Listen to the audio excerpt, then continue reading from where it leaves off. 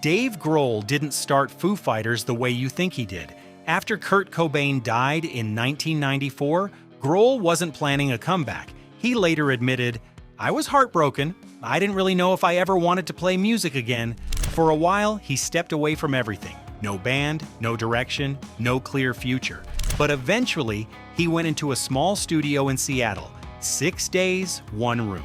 Just Dave Grohl and a stack of songs he had quietly written while still in Nirvana, songs no one had ever heard. He later said he had banked 25 or 30 songs, but never shared them because he was too insecure about his voice. So instead of starting a band, he became the band. Drums, guitar, bass, vocals, almost every part recorded by one person.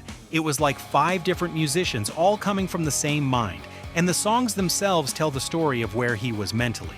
In This Is a Call, the debut single, Grohl said the verses were intentionally nonsense because he didn't want every word dissected after Cobain's death, but the chorus meant everything. A goodbye to his past and a signal that he was moving forward. Then there was I'll Stick Around, raw, direct, and angry, with the line, "I don't owe you anything." Grohl was working through real tension tied to Courtney Love, something he didn't confirm publicly until years later. And then almost out of nowhere, Big Me, a simple, almost playful song about being dumped. Grohl summed it up perfectly.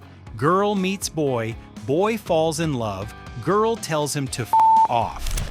The video parodied Mentos commercials, which backfired when fans started throwing the candy at the band during shows. When the album was finished, Grohl didn't put his name on it. No rollout, no press. He pressed about 100 cassette tapes and gave them to friends. That was it, no plan. He later said he had no blueprint for what came next. But the tapes spread, labels got interested, and suddenly this solo project needed to become a real band. So Grohl built one. He brought in Nate Mendel and William Goldsmith from Sunny Day Real Estate, along with Pat Smear from Nirvana's touring lineup. By 1995, he was back out on the road, including a run of shows with Mike Watt. Watt didn't have a fixed band for that tour. Instead, he used a rotating lineup of musicians with players like Grohl, Pat Smear, and even Eddie Vedder sharing the stage and switching roles throughout the night.